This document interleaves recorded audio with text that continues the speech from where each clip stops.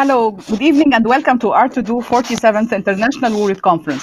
I'm honored to moderate such an important session, responsive and adaptive leadership.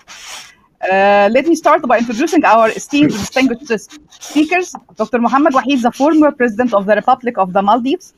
Dr. Karsten Rupsman, a Bookbridge co-founder, social entrepreneur, and Ashoka Fellow from Germany. Professor Emeritus Tan Sri Zul Abdulrazak, Director of the International Islamic University of Malaysia. Welcome, sirs. Thank you. Before starting, I'd like to draw your attention to please write down your questions in the Q&A column, not in the chat room. At the end of the session, I will start to read your questions, and please write address the speaker that you want to ask. Let's start by introducing Dr. Mohammed Wahid. Dr. Wahid is recognized as one of the most influential voices on foreign relations, education, human rights, democracy, and freedom in the Maldives. He has dedicated his life to the betterment of humanity, both at home and abroad. Dr. Wahid will talk to us about leading the education sector reform in post-COVID-19 world. Hello, Dr. Wahid, and welcome to ARTDO conference. Thank you, Dr. Amira. Thank you. I'm really pleased to welcome all the participants to this session. This session, as you know, is about adaptive and responsive leadership. I'm very honored to join the other distinguished speakers on this panel. My talk is on how leadership has been forced to change and to adapt to the new realities of COVID-19 in the context of the education systems. Usually, leaders tend to not change things too much until there's a crisis. When there is a crisis, they're forced to change their normal business approach. What we face today is totally unprecedented. Never has there been such a deep crisis in education since the advent of modern education systems almost 200 years ago. There has been devastating impact on education globally. Almost 1.7 billion children are out of school, are not able to attend school. 94% globally have difficulty accessing schooling systems. So it's a really, really big crisis. This has never happened in history, as long as we know. Over the years, there has been a lot of discussion about the need for deep change in the education systems around the world.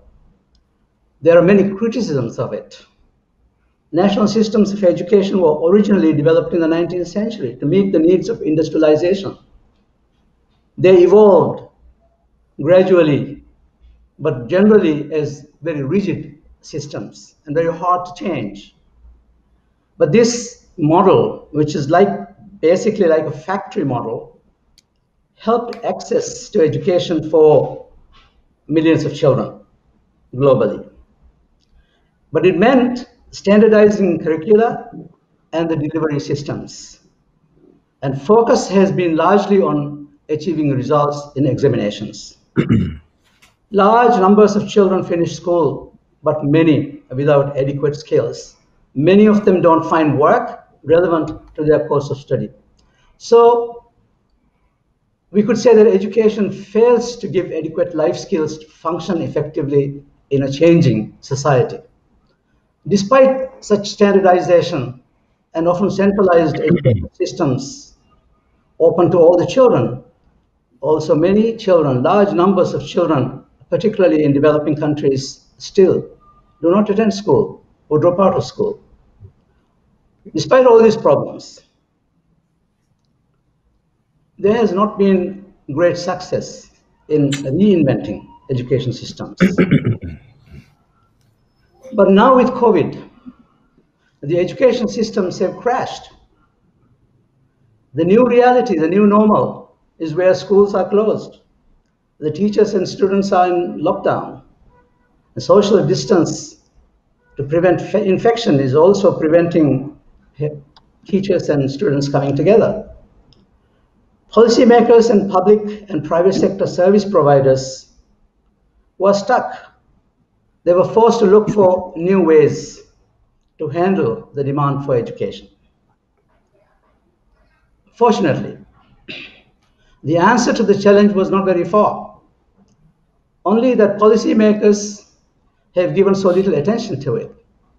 Leaders often disregard the most creative and promising innovations right under their noses because change is just too difficult and too disruptive. And now disruption has forced us to change. In all our countries, distance education has been a discipline for many years. I would say about for the last half a century, countries have been adopting, experimenting, and introducing new ways of distance learning. Education, radio, and television have been around for many, many years. Open schools and universities were started in many countries. Most industrialized countries and developed countries have an open university. And more recently, many schools, even secondary schools, have started to use online media. They've started to use WhatsApp,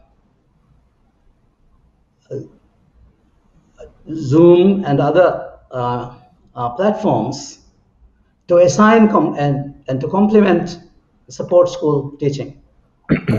But still, the examples of fully online schools is very rare. Now, parents and teachers have the greatest challenge. With the onset of pandemic, schools have begun to use existing capacity in distance learning as well as build new capacities. But that capacity varies greatly across schools and countries. Many countries in Africa, in Asia, in Central Asia, do not have access to online instruction. So virtual learning for them is still a very distant reality. So that affects disproportionately the more vulnerable students.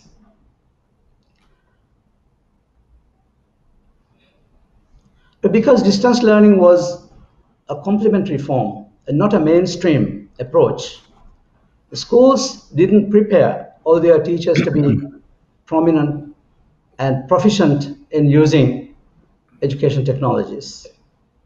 Very little training was given to teachers to use modern technology, to encourage teachers to use virtual teaching. So support of teachers is now more essential than any time in the past. The complete breakdown of the system has meant quickly adapting to a new situation. Leaders at all levels, instructional leaders, principals, school administrators, regional and national authorities, and policymakers are forced to adapt, creatively respond to the new normal. Unfortunately, it happens at a time when there is a vast amount of new technology on the market that could transform education in ways we have never imagined. It is now possible for our children to attend a virtual classroom with children from another part of the country even, or from another country. The programs, the technologies already exist. And so we have a unique opportunity to reinvent education. And so the challenge of learning now falls not only on students. Teachers, parents, and students have to learn to use new technologies together and simultaneously. Teachers will always remain the primary facilitator of learning because pedagogy is important. But pedagogy itself will change with the application of these new technologies. More support and training will be therefore needed. But then again, parents are also a very important part now. Parents are drawn into education in unprecedented ways.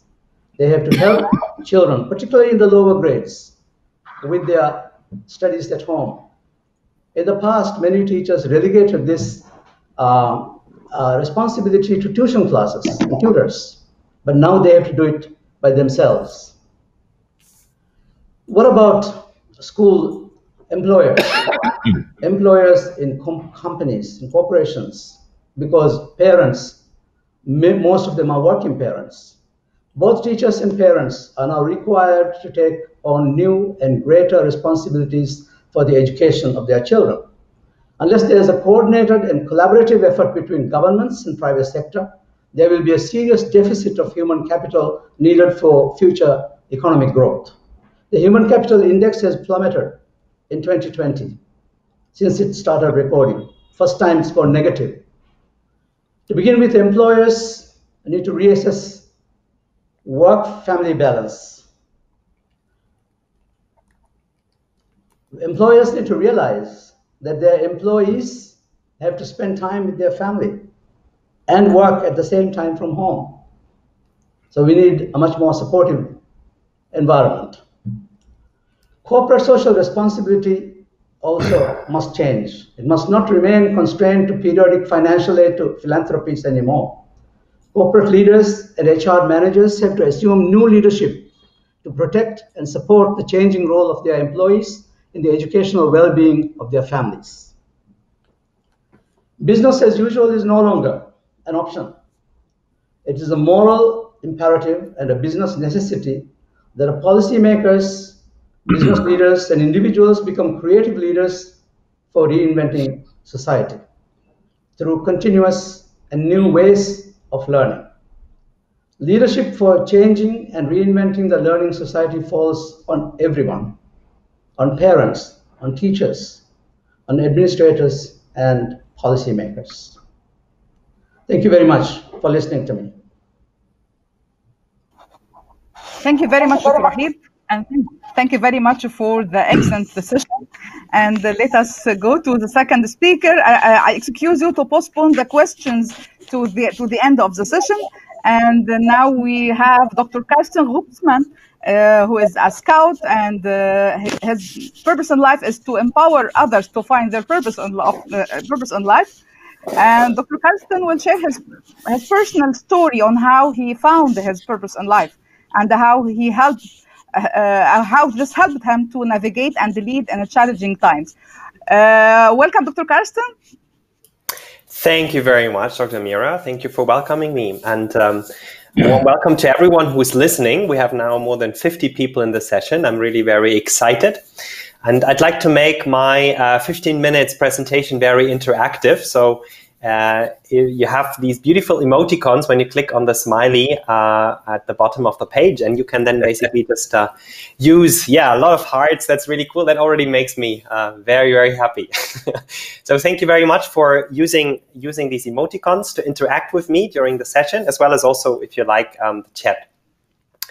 The topic basically today will be around purpose-driven leadership. And I'm wearing this scout scarf because scouting means a lot to me.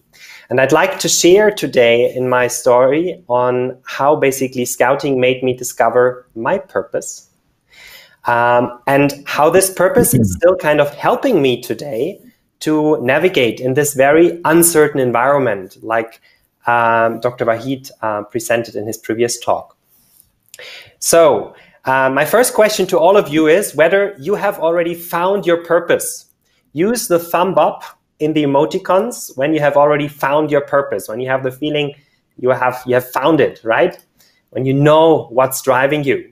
And maybe you use another icon if you have the feeling you have not found it. Okay, so many people are kind of already found their purpose, which is really cool. So let me show you basically how I found my purpose and how purpose is driving and helping me to navigate. I hope you now all see my screen. Yeah, cool.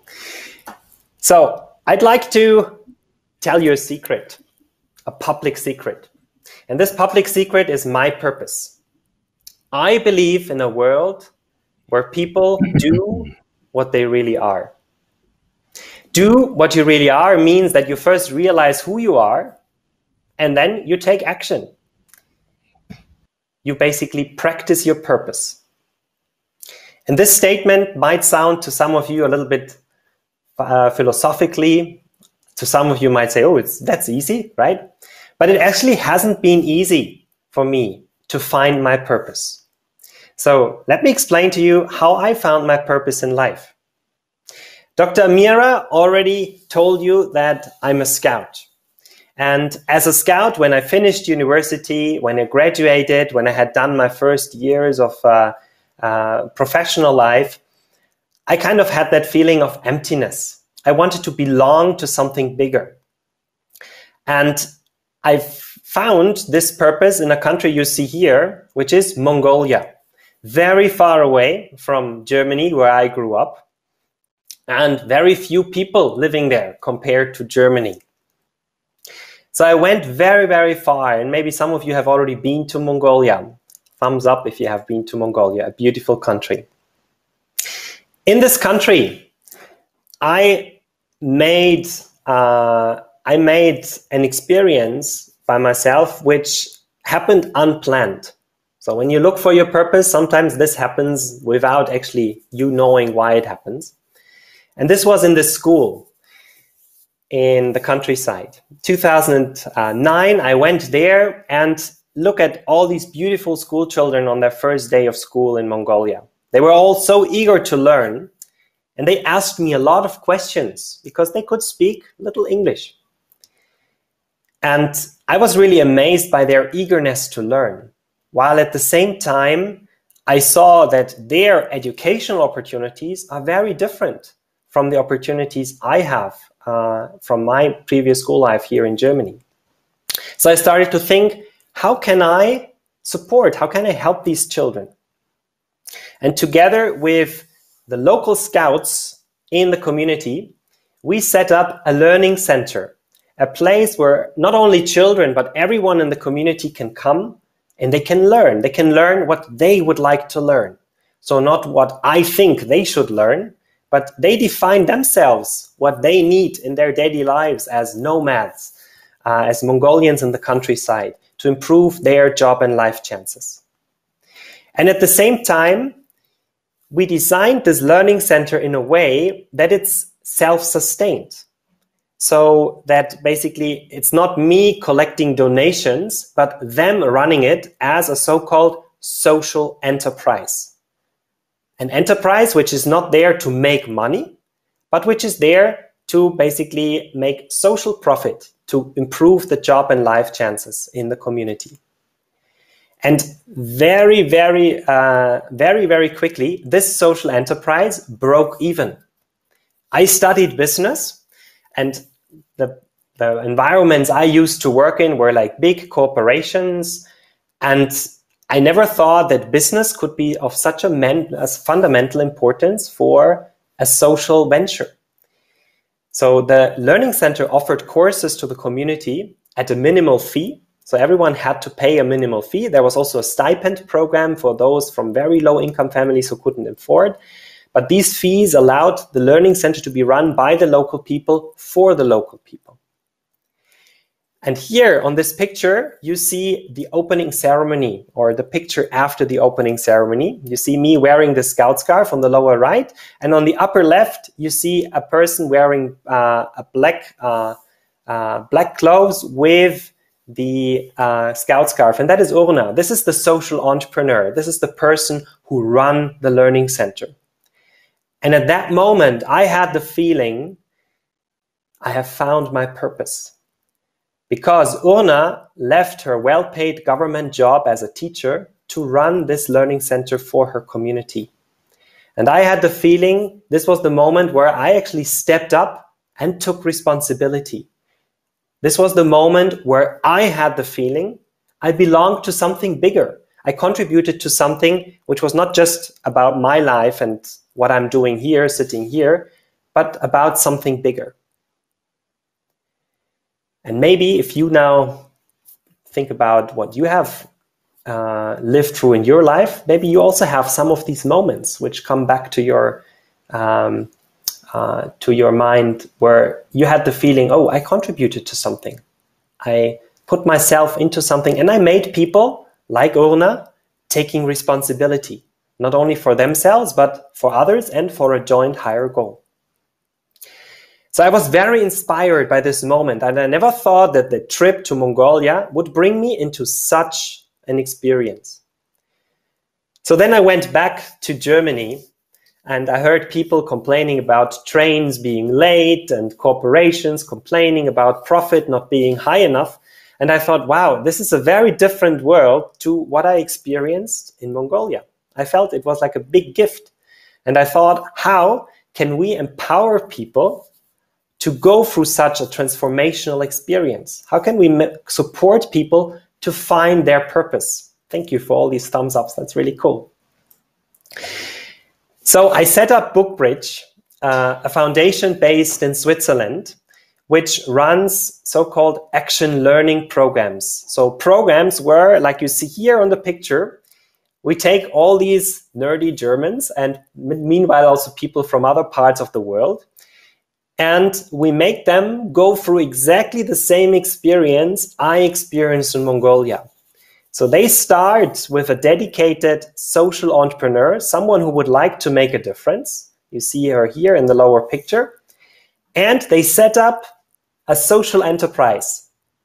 So they basically start from scratch and they learn how to listen to people. They learn how to think as entrepreneurs. And they learn how to lead. And how to lead not with budget and hierarchy, like many people do, but with purpose and with a bigger vision. Remember my vision, do what you really are. That's my vision. And we ran the first pilot program in 2011 with 6 leaders from a German logistics company with big success. Because these leaders not only set up our second learning center in Mongolia, which is still up and running today, but they also changed as a person. Suddenly they started to lead their teams with trust. They started basically also to inspire people to talk about what is the purpose of our logistics company? Why are we going in and out of this building each and every day? And they started to take risks to come up with new inclusive business models in their organizations. And with that, after now 10 years of work at BookBridge, we have had more than 600 people from very different organizations going through our programs. The programs, meanwhile, also got university accredited by multiple universities. So we are very happy that our approach for purpose-driven leadership found access also to the university and the courses offered there. These 611 leaders have influenced around 100 people, 100 colleagues in their organizations on average. So one person participating means 100 people benefit from this experience in the organization. And in addition, they have set up 50 social enterprises in 11 countries, out of which 47 are still up and running today. And 44 are still run by the initial person. So it shows that our approach creates something which is sustainable, not something you set up something and then kind of it dies, but it's sustainable. And each of these social enterprises reaches around 2,500 people per year. So you can think that basically one person in this program improves the job and life chances of many, many people and also his own life. And what does all this have to do with this thing we call the coronavirus? Well, if you think about your own purpose and if you are aware on how you're rooted and if you're aware on who is there supporting you around you, you're able to navigate through this time of uncertainty. You're able to respond and adapt your leadership compared to the current situation. And this is exactly the challenge we had at BookBridge when all these programs involve meeting in person, traveling to the country, being a big thing. And also Mongolians, Cambodians, Sri Lankans, and other countries were active in coming to Europe. Suddenly, this is not possible anymore. However, the belief in our vision, do what you really are, at Bookbridge was so big that for us, it was very, very easy to meet up online. Like we are now also meeting up today online. And as you can see, not only discussing how we can support our social enterprises, how we can virtualize all our leadership programs, which we have done in the meantime, but also having a lot of fun while doing it. And some of the people who are on this screenshot here are also in this conference. A warm welcome to Sujita, Rashid, and others who have joined.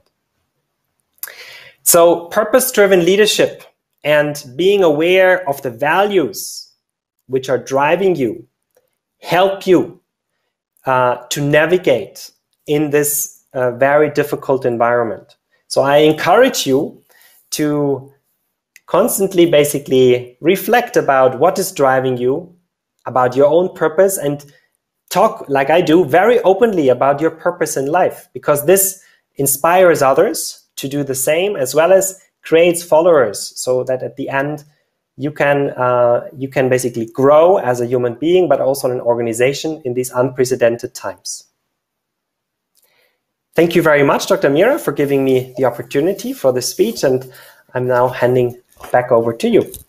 Thank you very much, Dr. Karsten, for sharing such an inspirational personal experience, and actually we learned a lot from it. Thank you very much. And I'd like to remind our attendees to post their questions in the Q&A column, not in the chat room, because we will start to take and answer your questions at the end of the session. Now, let me welcome Professor Emeritus Tansri Zul Abdul Razak, Rector of the International Islamic University in Malaysia. Professor Abdul Razak is the first Asian recipient of a Gilbert Medal, and he will talk about the shift of leadership model in post-COVID-19 pandemic. Welcome, Professor Abdul Razak, and thank you very much for sharing your experience with us today. Thank you very much. Assalamu alaikum and greeting of peace.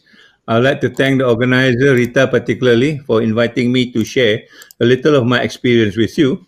I'm going to talk about a concept of leadership in Malaysia, which is called Sejahtera. This is something that we have been looking at for almost 20 years now. But when COVID comes in, we suddenly found that this concept of Sejahtera becomes a very important idea to respond and also to be adaptive in the leadership that we are going to talk to you about. Right? I think we all know that leadership is something which is important.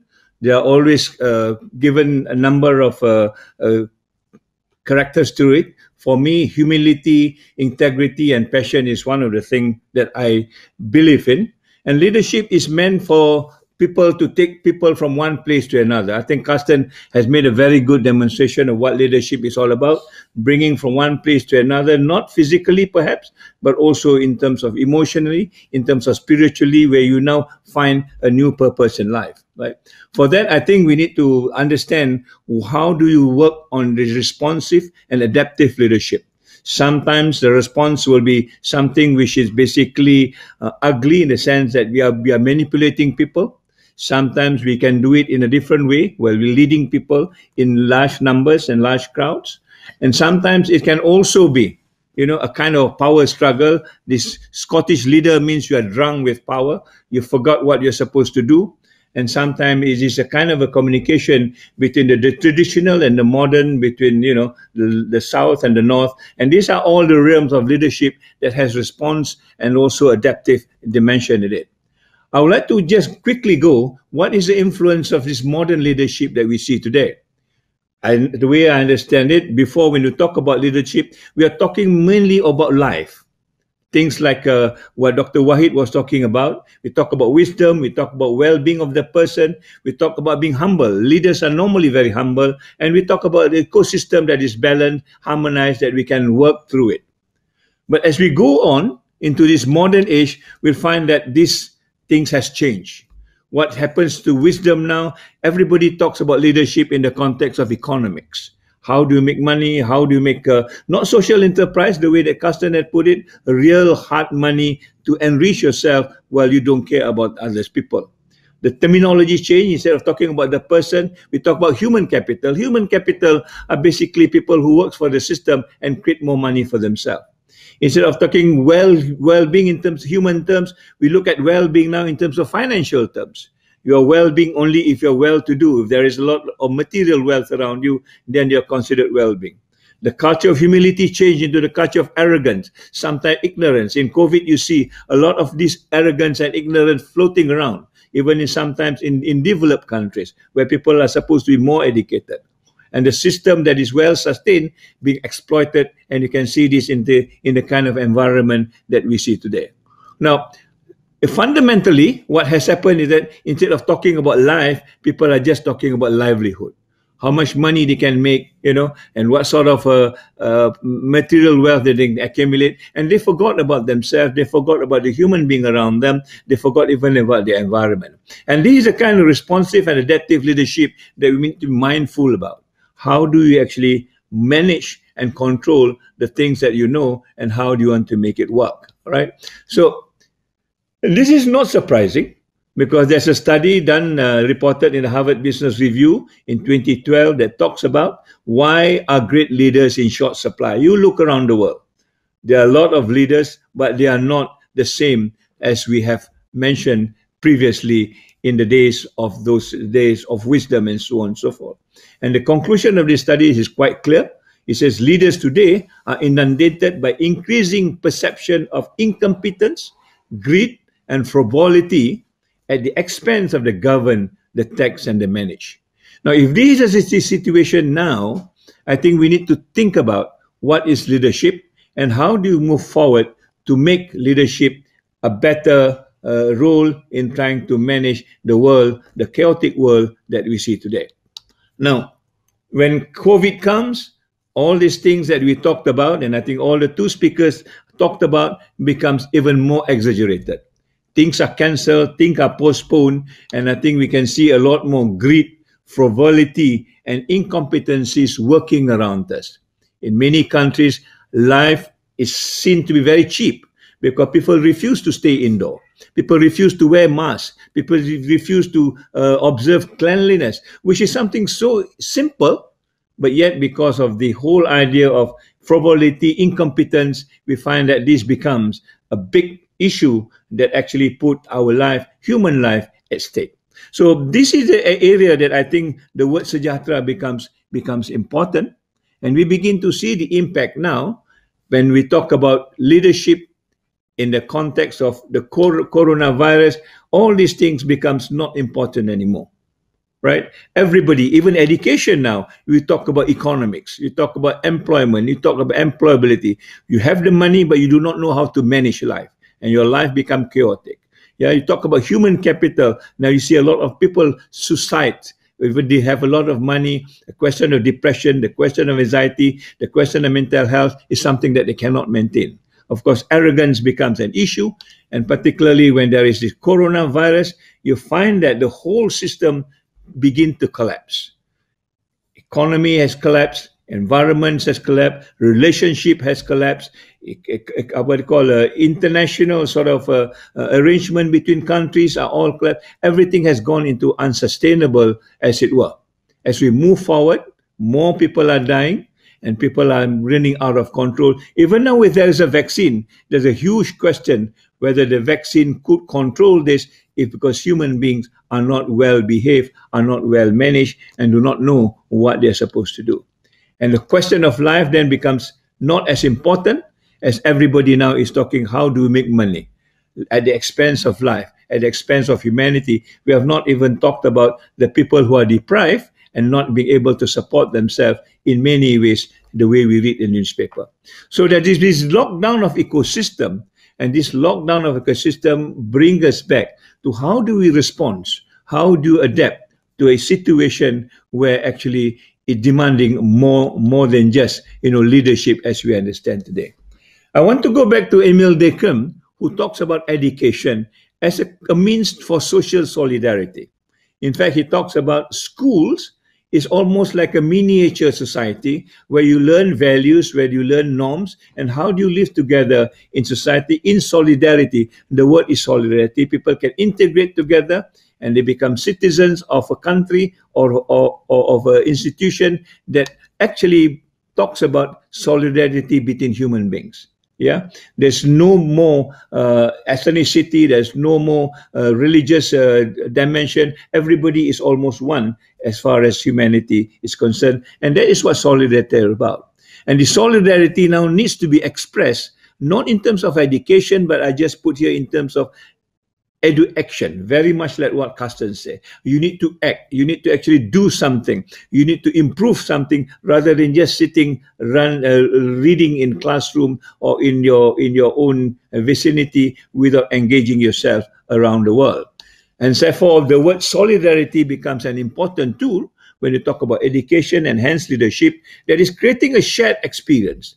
How do I share this experience with you? How do we come together with the idea of community in a very organic way, not an artificial way, that we begin to learn and share and also, work together for the benefit of everybody else. And this is where I think leadership becomes important. The moment leadership plays a different role, then you find this whole idea of solidarity becomes something which is untenable, and the society becomes even more vulnerable to the attack of things like COVID. And you begin to see, for example, when you talk about action, you begin to see values of interdependency. How do you live in unity? How do you bond with one another? How you can consolidate and work together so that at the end of the day, we are talking about just one world. There's no such thing as developed world, developing world, underdeveloped world. There's no such thing as global north, global south, east or west, but we are one in the context of one shared world. And I think this is what education is all about. And this is what the purpose of leadership is all about, beyond just your own borders, but talking about humanity as such. Yeah? But are we having a shared world? From these four pictures you see, we are not having a shared world. Our economy are down, ecology is bad, we're fighting with one another, and education is nowhere to be found when you talk about the other millions of people who are not having education per se. So the shared world is almost a dream. How do you move this forward? Now, when we look at COVID virus, and we begin to understand we need to work together, yet some of the concepts are not right. We talk about social distancing, means you move alone and take care about yourself. You don't care about the society around us. You don't care about the balance that we are supposed to create in a society that all of us needs to be equal or equalized in that respect. The balance is more than just that. The balance needs to talk about a holistic whole. The human being, the environment, and whatever else that they are associated with. We go back to the whole idea of how do we share the human heritage. It doesn't matter whether you're from Maldives or Germany, Cairo or Malaysia, we share the same heritage, and this is exhibited in many say. For example, in Japan, the word kizuna talks about that same human heritage. In Sweden, the word lagom talks about the same human heritage. Nunchi in Korea, this is from Philippines, Ugnayan. And again, in Chinese philosophy, we have yin yang. In Africa, you have the word Ubuntu. In the Muslim world, Siratul Rahim. And our Malaysian world, they have the word Sejahtera. And this Sejahtera means that we need to be socially together, not social distancing, but we call it physical distancing, yet we are hold down to a bond of solidarity. In other words, the roots of humanity brings us together as a population that needs to look after one another, although we're physically distant. I may not see Dr. Wahid, I may not know him, but in terms of solidarity, we are together. The same thing like Hassan, the same thing with Amira, and so on and so forth. That human solidarity becomes an issue that leadership must look forward as far as the coronavirus is concerned, right? So I would like to end by taking what is this thing called Sejahtera. Sejahtera is a concept that binds at least 10 elements in it. What are the 10 elements? Basically, it has to have, first one, the spiritual elements. In other words, we move beyond just physical borders. We need to use into spiritual borders at the same time, because that is where human being becomes common in its particular context, right? You need to go into the psychological part of it, understanding what human beings are all about and what human purpose are all about, yeah? It is just not the intellectual part. It is also the cognitive part that we need to manage as leaders. And these are the 4 dimensions that needs to be contextualized in the cultural context. The things that is done in Cairo may not be the same in the context of Malaysia, yet it has a same purpose moving forward, right? Now, the other elements is about ethics. This is again the issue that we talk about when we talk about technology. When you talk about technology, the level of ethics must be very high, because you are in charge of the technology yourself. Nobody is going to supervise you. The social media, you need to supervise yourself ethically, and therefore this question of emotion becomes important. How do you relate to all this issue, particularly now in the context of coronavirus, when you talk about mental health, when you talk about the vulnerability of people who are actually deprived of some of the things they've got, be it their job, be it their mental status, and so on and so forth. How do you manage this ethically? The ecological environment that we talk about, I mean, it's very nice to see when human beings are locked down, they find that animals are out, enjoying themselves. We get the blue skies again. Our river is running clean again. In other words, we need to be in charge of ourselves so that the environment can be looked after the moment the human being knows what to do given this particular context, right? Economically, it is important. I'm not saying it is important, but it has to be balanced. Balance in the other dimension at the same time, so that socially we remain in touch with one another. Although physically we are separated, but indeed we are together, moving into an environment that we need to support one another in solidarity. So under this 10 dimension, you can combine it and you get the word spices. Yeah, from spirituality right to social. And I like this word spices, because if you want to make a good food, you must balance your spices. And it's about balance, how to put it in harmony so that it tastes nice, so that it becomes part and parcel of your living styles that have this harmony and also the peacefulness around it, by creating the balance of these 10 elements. And this is the balance that I think where Sejahtera is taking us to in terms of leadership.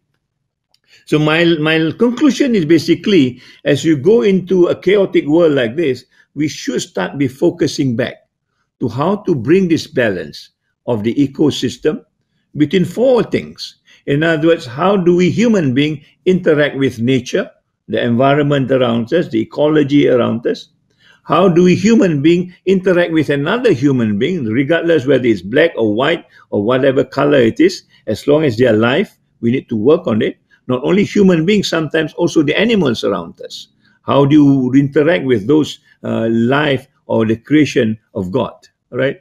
We need to also spiritually connect ourselves with the Creator, with God, for those of you who believe in God, or otherwise, how do you connect yourself with yourself, your own self? How do you connect this? And these 4 elements of nature, being human, the Creator, and the self becomes an important balancing act for all leaders that needs to understand how to move this forward. And this is where the acronym SPICES is, that needs to be shared through the Sejahtera leadership model that we are now developing in our university. We have even now got a MBA on Sejahtera leadership, where people are beginning to learn how to create this balance, not just about livelihood, not just about economy, not just about the material wealth, but also to develop the inner self, how to look after life and protect the life of not only yourself, but everybody else around you, so that we can live in peaceful solidarity as one human person throughout the world, no matter where you are. So on that note, I will stop, and I will hope that we can create this balance by understanding how actually to take these 10 elements and put it in the context as we move forward to lead our society, or to lead our country, or in fact to lead the world, so that this idea of incompetence, greed and frivolity will be reduced to the minimum as we move forward, inshallah. So on that note, thank you very much. Assalamualaikum warahmatullahi wabarakatuh, and a greeting of peace. Alaikum salam wa rahmatullah. Thank you very much, Professor Abdul Razak, for such a valuable session and talking about human solidarity. It's very inspirational. Thank you very much. Now it's time for questions, and I will start by some questions addressed to Dr. Wahid, to Dr. Muhammad Wahid.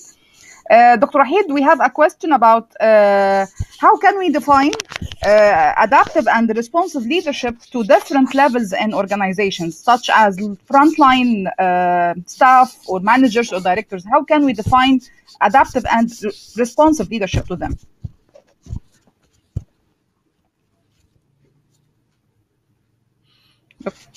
Thank you. Thank you for the question. I think all of us here, all three of us, have been talking today about what is required and how we adapt to the changing situation and the crisis, and to be able to adapt to it.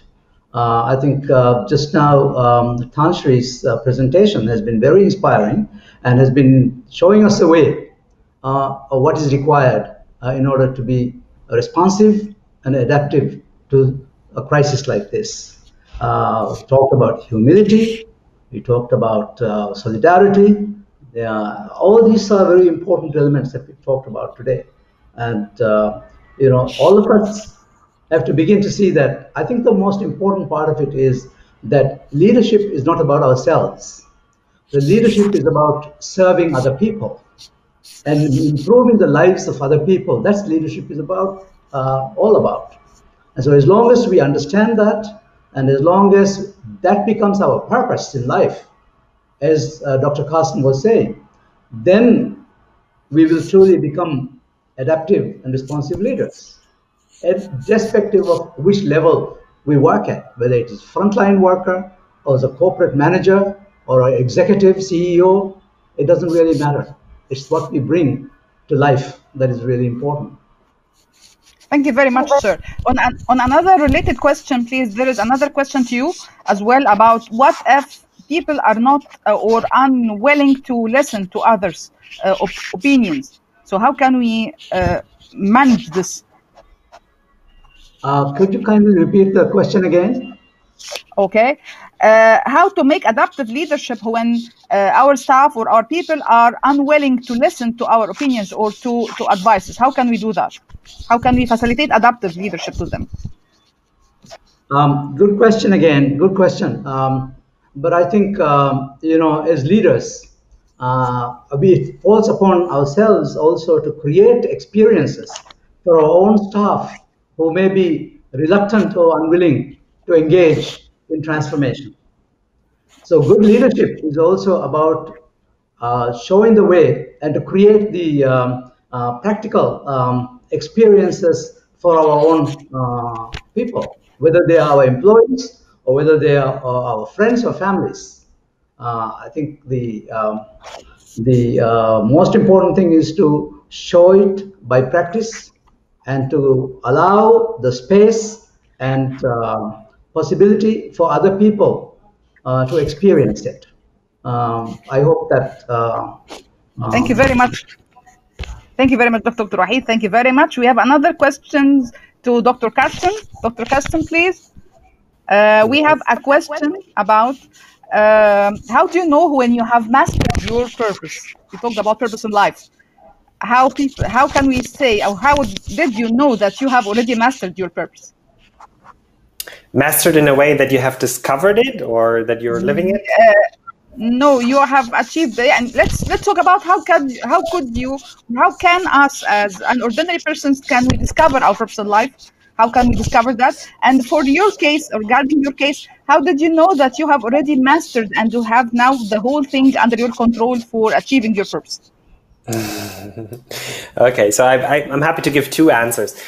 Responsive adaptive leadership is about basically responding and adapting to a certain environment or context. And for this, you first need to understand the context. So I went to Mongolia. I understood basically the context and the situation of the school children there. And this made me then act in that way without knowing me that this is my purpose, right? I just did because I thought as a scout, this is the good deed you do, right? However, when I then discovered, when I started this process, I started to learn about myself. I started to invest time to understand myself and talk to the people who are around you. Some who maybe know you very close, like long-term friends or brothers or sisters, but also people who have maybe a little bit more distance, right? Who can then help you to navigate or make decisions in situations where you are not sure. And in the end, if you have the feeling you live your own life with what you would like to achieve, and you're not living the life of someone else who wants you to live in that way, then you are in the situation that you have discovered your purpose. And once you have discovered it, to close this answer, you need to basically constantly do reflections about, am I still following this purpose? Is this still kind of what drove me 10 years ago? What is driving me today? So your purpose is also evolving over time. It's not that once you have found it and then you can make the tick box. It is more an attitude, right, which you carry forward until the end of your life. Okay, thank you very much. Another thing regarding interest versus needs. This is a challenge for most of us when we talk about purpose in life. Sometimes we have some needs and some interest. How could you, what is your approach to overcome such challenge? So you mean, do I understand your question right, that there is certain external interests to do something, but the needs are something different? Or? Yes. I think this is what's meant by the question. Okay, good. Yeah, listen to the needs, follow the needs, right? Do not focus on positions, but focus actually on what you are hearing and what you're perceiving as a need from the customer. So my background is business, and what we always do is we empathize. We empathize with the customer. We understand the needs. So I empathize with these school children in Mongolia and the community with help from the local scouts to understand their needs, and to then together co-create with them a model which works for them and satisfies their needs, right? Okay, thank you very much. The last question to you, Dr. Karsten. What is your advice to social entrepreneurs to make their enterprises a successful ones? Partner. Oh. Don't spend so much time in front of the computer working on your own thing, but go out and partner up. Because still, I mean, it's maybe now 10, 15 years that with Ashoka, this whole social entrepreneurship movement has gained a lot of momentum, but it's still very small, right? When you look at the number of dollars invested in this sector. So what we need to do is to basically partner up with governments, with foundations, with other institutions. And we at Bookbridge, we are partnering up with large-scale corporations that they run their programs in their internal leadership programs. And by that way, we are not selling ourselves, right, to corporations, but we are basically winning them as what we call partners in crime, to follow our vision of a world where people do what you really are. So we need to be much more interlinked, and I'm very happy that ARTDO, right, and thanks also to Rita and all of you, we are having the opportunity to network with each other today. Okay, thank you very much. I'm sure that you see the reactions on your presentation and okay, and your answers. Thank you very much, Dr. Karsten. I think there is another question, but I think you have already answered it. The question is about any tips on how can we find our purpose in life, going through life's demands, responsibilities like family needs, job security, and bills. I think you have answered something like that. So my personal advice is not to listen to me or not to read the book by Steve Jobs or Elon Musk, but to start with you. Start with yourself and the persons around you and what is really relevant and what is driving you in your own life. So I think don't live the life of others, start living your own life and follow basically what is driving you with a lot of energy and purpose. And this is exactly what I have discovered and what we are at Bookbridge supporting people with. Okay, thank you very much, Dr. Karsten. Thank you much for your answers.